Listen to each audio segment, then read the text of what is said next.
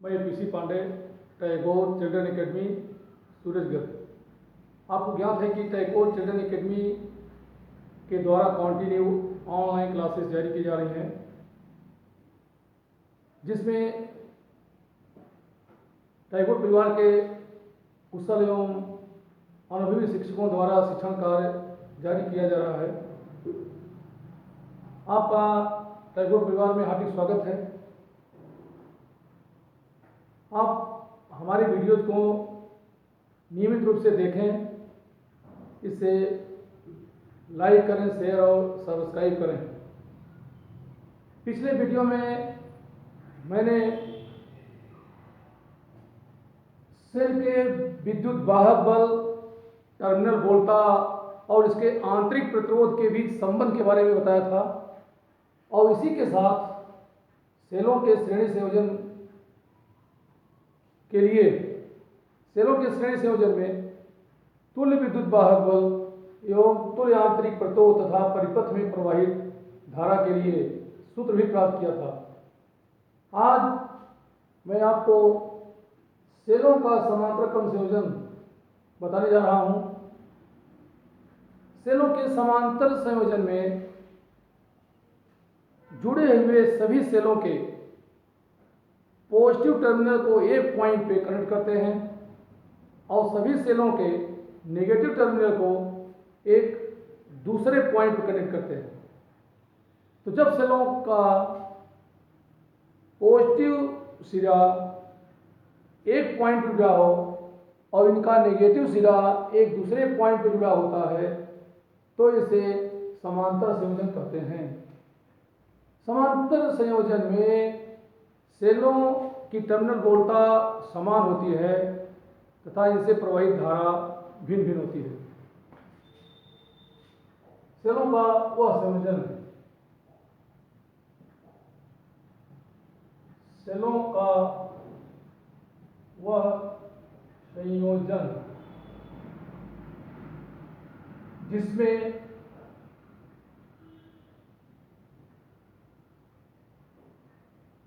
सभी सेलों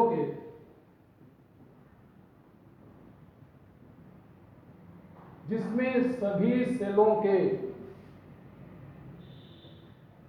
धन सिरे को एक बिंदु पर तथा इनके ऋण सिरों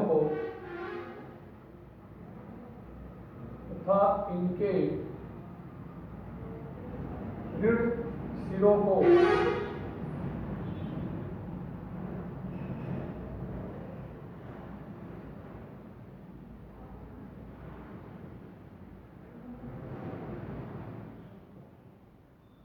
एक अन्य बिंदु पर संयोजित किया जाता है तथा इनके ऋण सिरों को एक अन्य बिंदु पर संयोजित किया जाता है।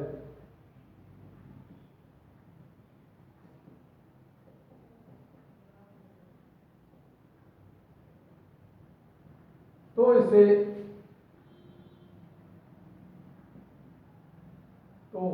इस तरह के संयोजन को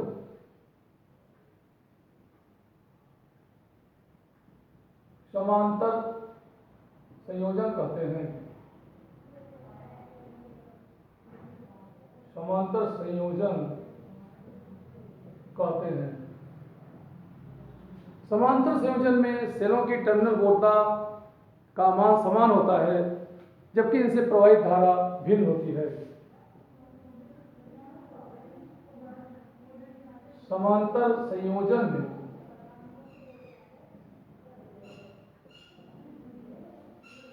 सेलों की टर्मिनल वोल्टा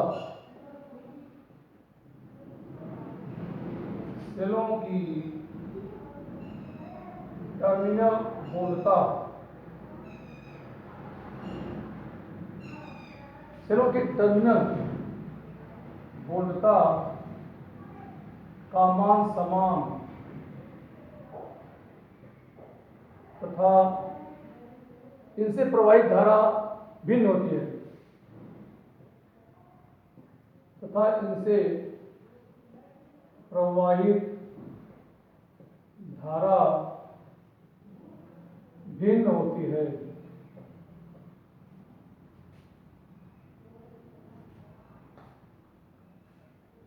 दो सेल लेते हैं जिनके विद्युत वाहक बल क्रमशः E1 व E2 तथा इनके आंतरिक प्रतिरोध R1 व R2 हैं, को बिंदुओं A व B के बीच संयोजित करके इनसे एक बाह्य प्रतिरोधार में धारा को प्रवाहित करते हैं।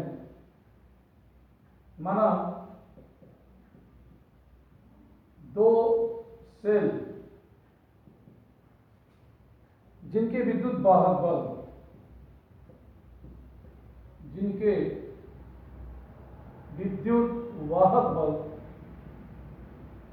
E1 व E2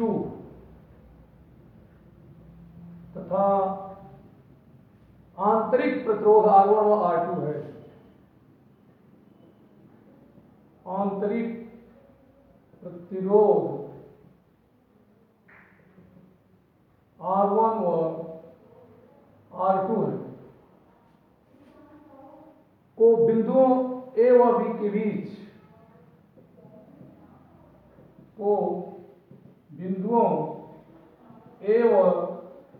B के बीच संयोजित करके बिंदुओं A व B के बीच समांतर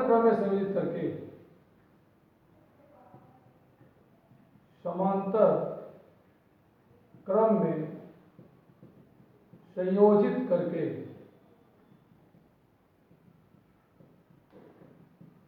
इनसे एक बाह्य प्रतिरोध R में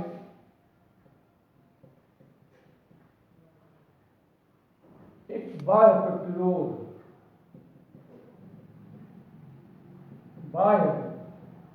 प्रतिरोध R में धारा को प्रवाहित किया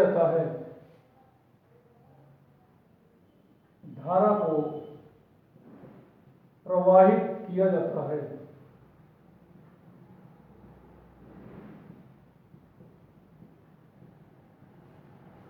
तो इस तरह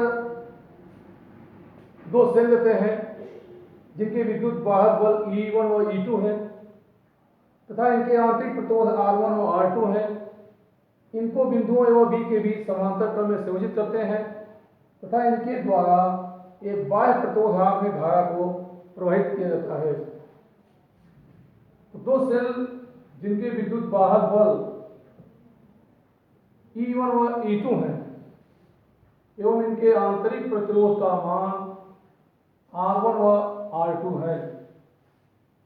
पहले सेल का विद्युत वाहक बल E1 तथा दूसरे सेल का विद्युत वाहक बल E2 लेते हैं।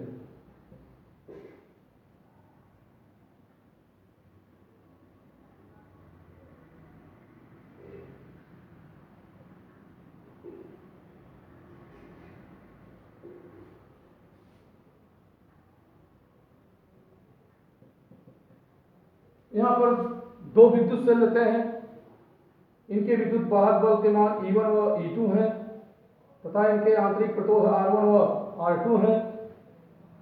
इन दोनों सेलों को बिंदु A व B के बीच समांतर क्रम में संयोजित करते हैं। ये दोनों सेल समांतर क्रम में संयोजित हैं क्योंकि दोनों सेल के पॉजिटिव टर्मिनल पॉइंट A से कनेक्ट हैं, दोनों सेल के नेगेटिव टर्मिनल पॉइंट B से कनेक्ट हैं, इसलिए दोनों सेल समांतर क्रम में संयोजित होते हैं। इन सेलों के द्वारा एक बाह्य प्रतिरोधार में धारा को प्रवाहित किया जाता है।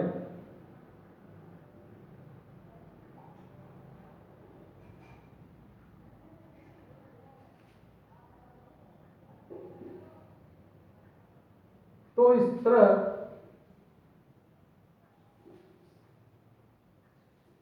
बाह्य प्रतिरोध में धारा को प्रवाहित करते हैं। पहले सेल से प्रवाहित धारा का मान I1 एवं दूसरे सेल से प्रवाहित धारा का मान I2 लेते हैं। पहले सेल से I1 धारा आती है, दूसरे सेल से I2 धारा और ये दोनों मिल करके धारा I के रूप में बाह्य प्रतिरोध प्रवाहित होती है।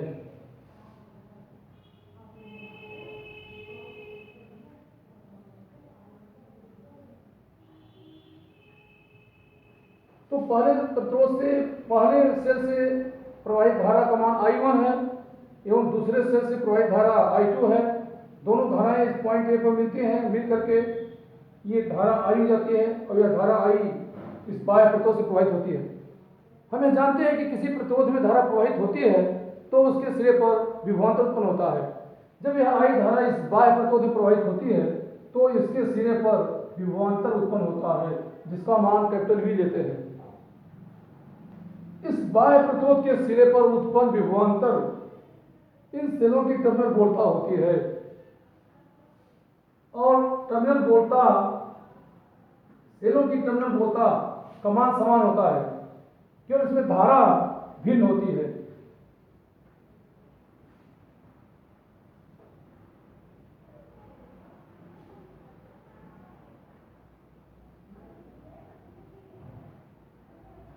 सेलों के टर्मिनल वोल्टता का मान समान होता है क्योंकि दोनों सेल बिंदु A और B के बीच संयोजित हैं। इस तरह परिपथ में प्रवाहित कुल धारा सेलों से प्रवाहित कुल धारा सेलों से प्रवाहित कुल धारा I is equal I1 plus I2, ये समीकरण 1 में प्राप्त होता है। अब सेल की टर्मिनल वोल्टता के सूत्र से इन सेलों से प्रवाहित धारा I1 और I2 का मान ज्ञात करते हैं।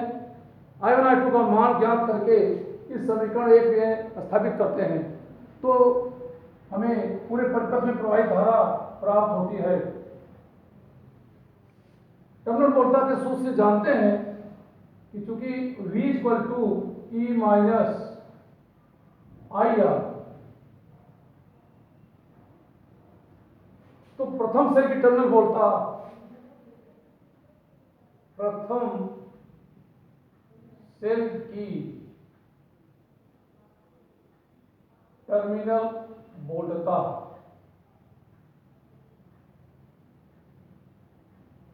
प्रथम सेल की टर्मिनल वोल्टता V is equal E1 minus I1 R1 या I1 R1 is equal E1 minus V या I1 is equal E1 minus V by R1 या I1 is equal E1 by R1 minus V by R1। इस तरह समीकरण 2 से I1 का मान प्राप्त होता है। इसी प्रकार द्वितीय सेल की टर्मिनल वोल्टता निकालते हैं। द्वितीय सेल की टर्मिनल वोल्टता द्वितीय सेल की terminal वोल्टता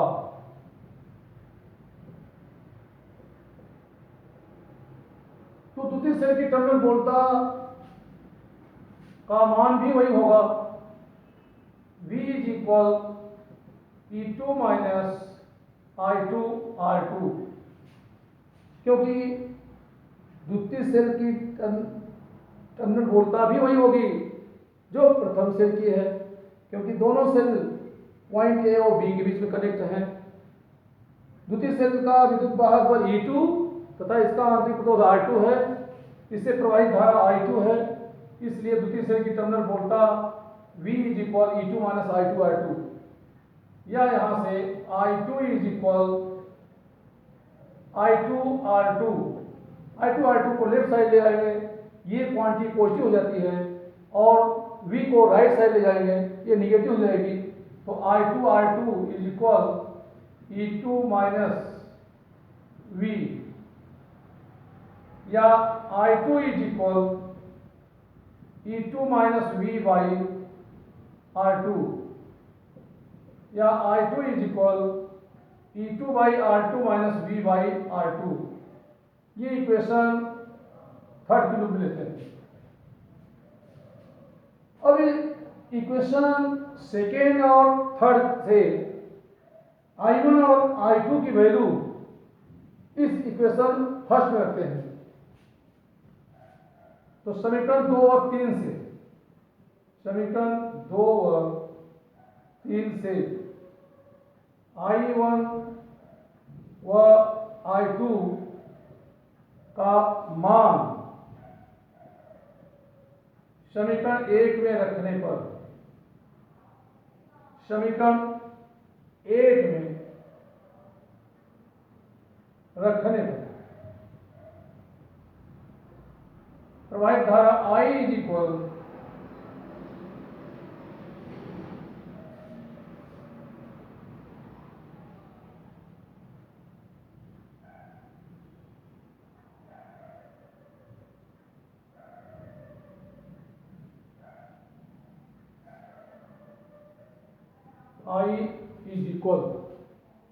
E1 by R1 minus V by R1 plus समीकरण 3 से I2 वैल्यू रखते हैं, E2 by R2 minus V by R2,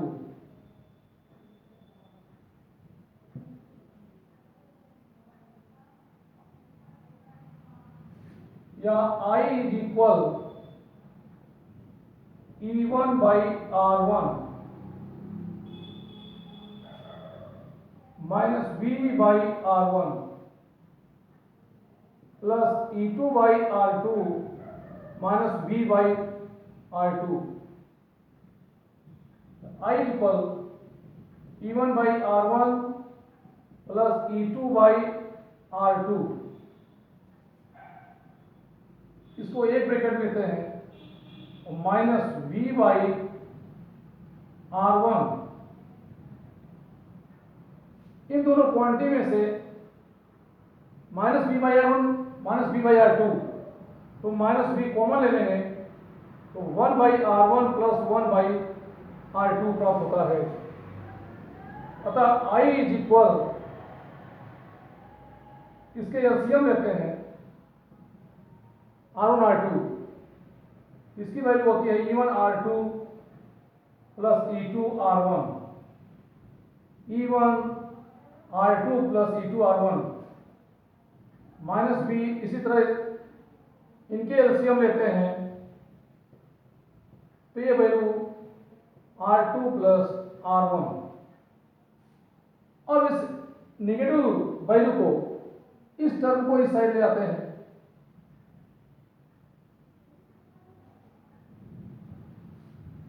तो V R1 plus R2 by R1 R2 is equal E1 R2 plus E2 R1 by R1 R2 minus I प्राप्त होता है। पुनः R1 plus R2 by R1 R2 को, इसको right side ले जाते हैं, यह डिवीजन के फॉर्म में जाता है, या V is equal E1 R2 plus E2 R1 by R1 R2, इसको नीचे ले आते हैं, यह R1 plus R2 by R1 R2 होता है, और minus I by R1 plus R2 by R1 R2। यहाँ देखते हैं कि R1 R2 से कैंसिल आते हैं, जिससे इसकी वैल्यू हमें प्राप्त होती है V is equal E1 R2 plus E2 R1 by R1 plus R2 minus I into R1 R2 को ऊपर ले जाएंगे तो I into R1 R2 by R1 plus R2 ये प्राप्त होता है। तो यहां देखते हैं कि अब टर्मिनल बोलता V इक्वल टू निम्न रूप से प्राप्त होता है V is equal E1 R2 plus E2 R1 by R1 plus R2 minus I into R1 R2 by R1 plus R2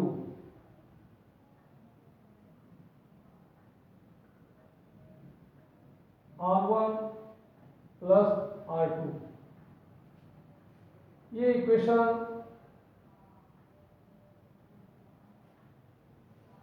fourth लेते हैं।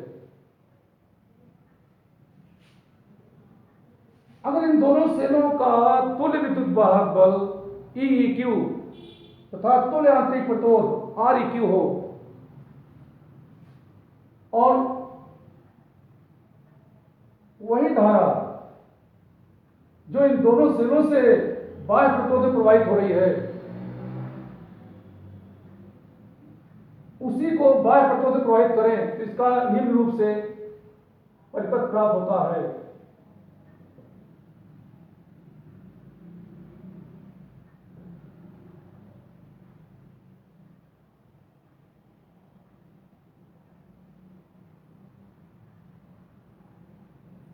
यहां पे बाह्य प्रतिरोध कैपिटल R है,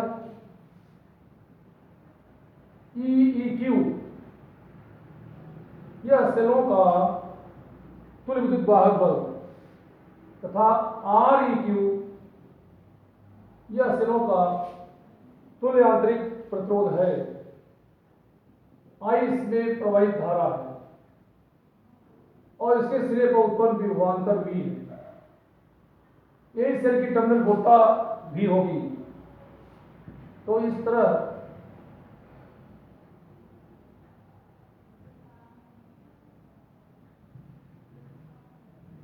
यदि सेलों का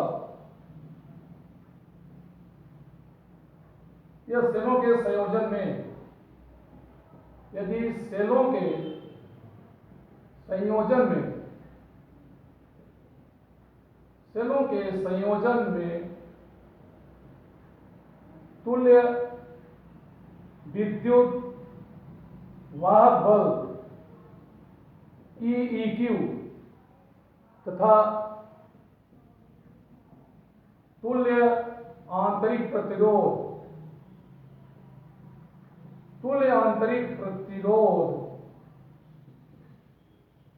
REQ हो तो टर्मिनल बोलता V is equal EEQ minus I REQ होगी। ये समीकरण 5 रूप में लेते हैं। इस तरह समीकरण 4 और 5 की तुलना करते हैं तो समीकरण 4 व 5 से तुलना करने पर समीकरण 4 और 5 से तुलना करने पर सेलों का तुल्य विद्युत वाहक बल सेलों का तुल्य विद्युत वाहक बल EEQ इज इक्वल तो सेलों का तुल्य विद्युत वाहक बल EEQ is equal to E1 R2 plus E2 R1 by R1 plus R2 तथा तुल्य आंतरिक प्रतिरोध तथा तुल्य आंतरिक प्रतिरोध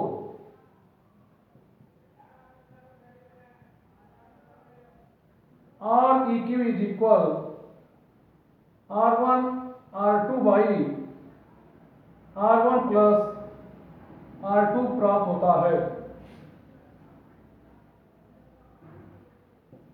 तथा परिपथ में प्रवाहित धारा परिपथ में प्रवाहित धारा यानी बाह्य परिपथ में प्रवाहित धारा बाह्य परिपथ में प्रवाहित धारा I इज इक्वल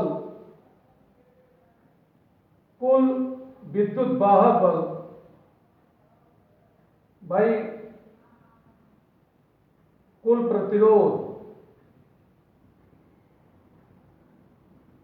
तो इस तरह से परिपथ में प्रवाहित कुल धारा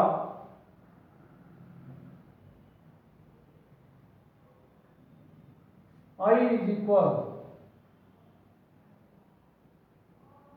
E1 R2 plus E2 R1 by R1 plus R2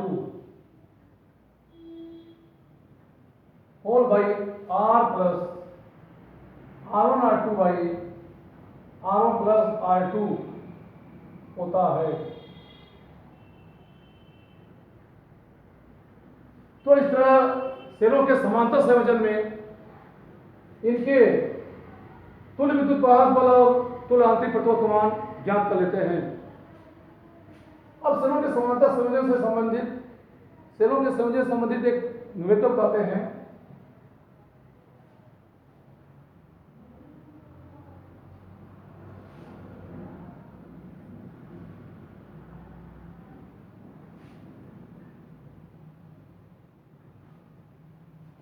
question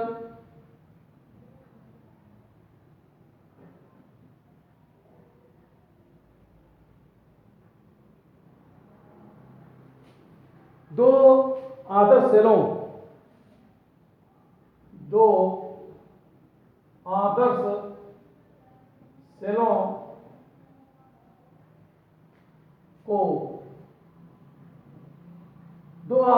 को दो प्रतिरोधों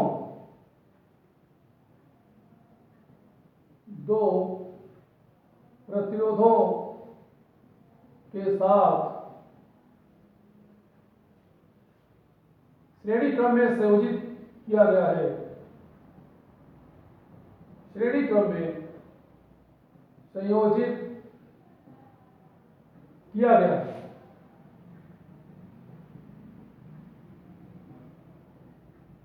श्रेणी क्रम में संयोजित किया गया है तो चित्रानुसार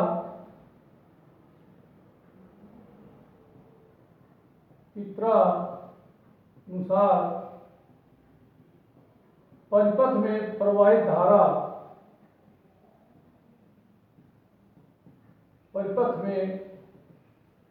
धारा का मान ज्ञात कीजिए।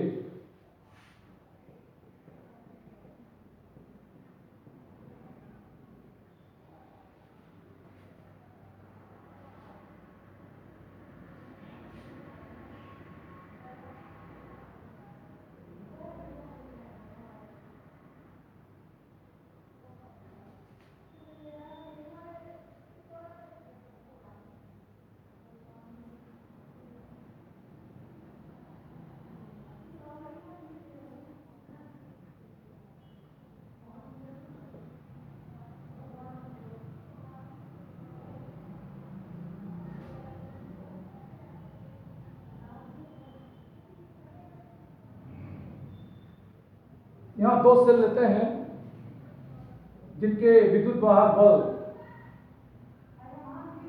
9 वोल्ट व 6 वोल्ट है, इनको दो प्रतिरोधों इन 2 ओम और 4 ओम के साथ श्रेणी क्रम में संयोजित करके धारा को प्रवाहित किया जाता है। तो परिपथ में प्रवाहित धारा का मान ज्ञात कीजिए। तो चित्रानुसार इनका संयोजन निम्न प्रकार से किया गया है।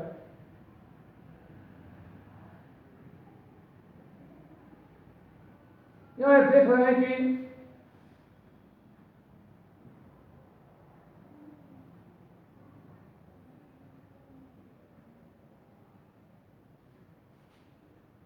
पहले सेल का विद्युत वाहक बल 9 वोल्ट, दूसरे सेल का विद्युत वाहक बल 6 वोल्ट है और इसमें जो धारा का प्रवाह होगा यह उच्च विभव से निम्न विभव की ओर होता है।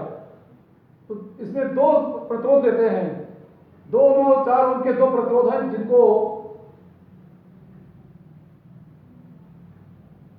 इन सेलों से संयोजित किया गया है। अब इस संयोजन को हम निम्न प्रकार से दर्शा सकते हैं।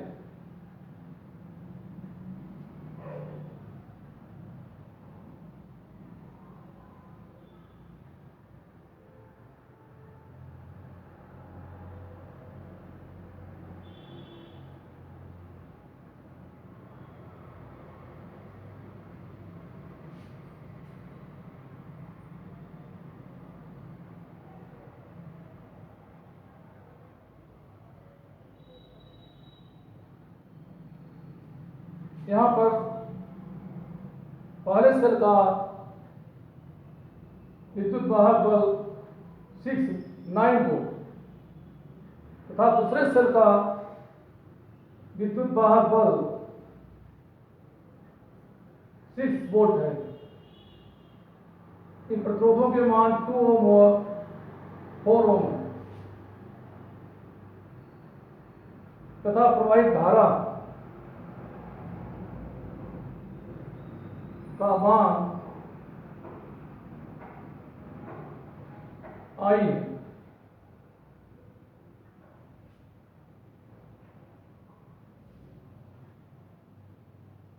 इस तरह हम देखते हैं कि ये दोनों सेल ये समांतर क्रम में आ जाते हैं। सेलों का संयोजन तो श्रेणी क्रम है। अब बिंदुओं A और D के बीच तुल्य विद्युत वाहक बल ज्ञात करते हैं। तो बिंदुओं A व D के बीच सेलों का तुल्य विद्युत वाहक बल बिंदुओं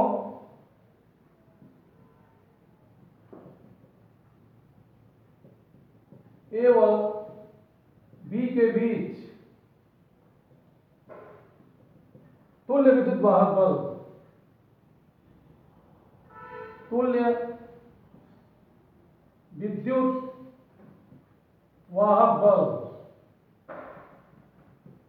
इसमें तुल्य विद्युत वाहक बल का मान E1 माइनस E2 होता है, क्योंकि E2 का मान क्योंकि E1 का मान E2 से ज्यादा है। पहले सेल का विद्युत वाहक बल दूसरे सेल के विद्युत वाहक बल से अधिक है, इसलिए तुल्य विद्युत वाहक बल का मान E1 माइनस E2 यानी 9 माइनस 6 स्क्वायर 3 वोल्ट होता है। क्योंकि ये आदर्श बैटरियां हैं, आदर्श सेल या आदर्श बैटरी वो होते हैं जिनका आंतरिक प्रतिरोध शून्य होता है। तो चूंकि दोनों आदर्श सेल हैं, अतः इनका आंतरिक प्रतिरोध का मान शून्य होगा।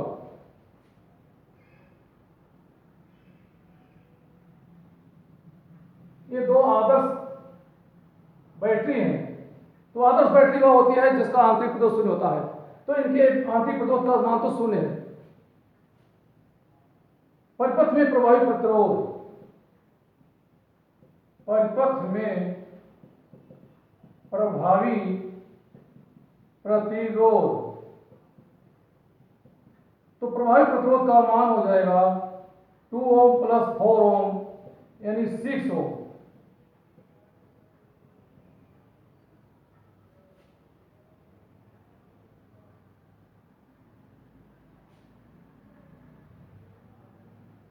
तो इस तरह प्रवाहित धारा, परिपथ में प्रवाहित धारा I इज इक्वल